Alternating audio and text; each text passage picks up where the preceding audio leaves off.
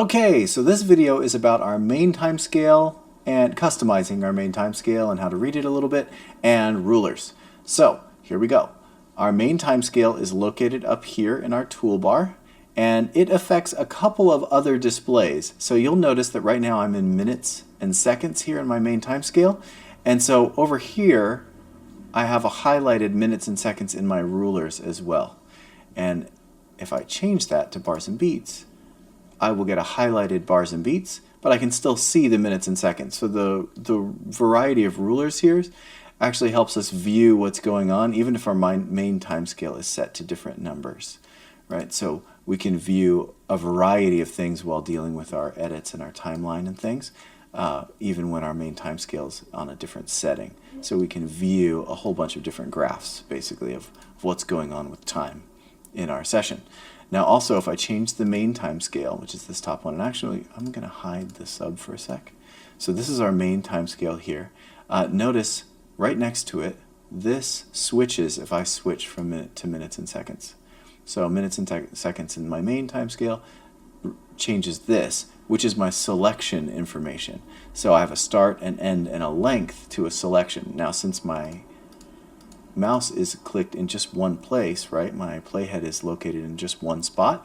My start and end are the same, and I have no length, right? But if I make a selection, I get a start at, 2 seconds and 500 milliseconds, and an end at 12 seconds, and it's exactly 10 seconds long, right? Now if I change that to bars and beats, I'm starting at bar 2, right? That's where my selection starts, and also it's here starting at 2-1, ending at bar 6 beat 1, and the length is 4 bars, right? Now also when I change this main time scale, my playback controls also give me different information. Now our choices are bars and beats, minutes and seconds, time code for film and things, right? Feet and frames, and then samples, and then in this drop down here I also have a sub counter, which we'll talk about in a sec.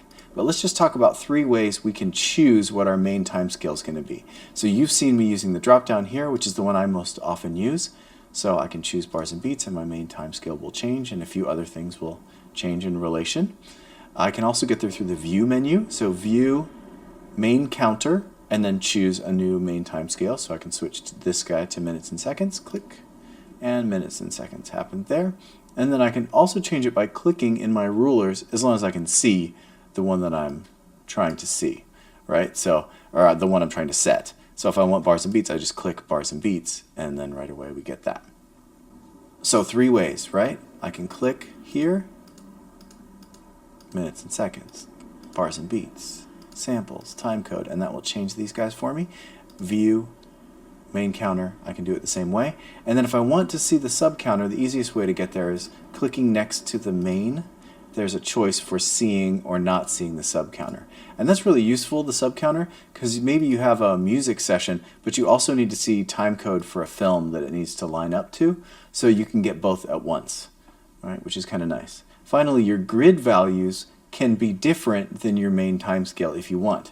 So while my main time scale might be on minutes and seconds, I can still set my grid to bars and beats if I want to.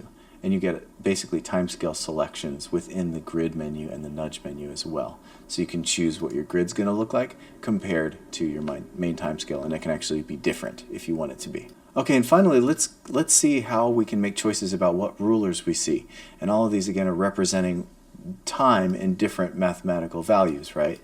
Minutes and seconds, samples, time code, bars and beats, and they're all there above you so that you can see in a variety of ways what's going on with your edit in relation to time.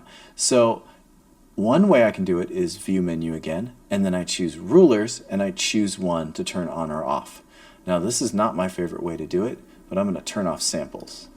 And you'll notice that that shrank up a little bit, and samples are now gone from here. It's much easier to do the librarian menu up here, where you can actually deselect and select. Everything with a check mark will be shown, and I can select and deselect as I want without any problems. If I do it from the view menu, every time I make a selection, I have to then go back, and to do another one I have to go back to the view menu, then over to rulers, then click another one, right? So that takes a lot of work, whereas if I just do the librarian, I can see what's available and then check and uncheck things as I want. Also, you can set your main timescale again by clicking on one of these rulers, and I can also reorder the rulers by clicking and dragging. Right, so maybe I want markers at the bottom and tempo above it. Totally up to you. You can also get rid of these without clicking the librarian menu by holding down Option or Alt. So Alt clicking will get rid of these, and then to get them back, you're going to need to go to the library and check them again, or View, Rulers, and check it that way.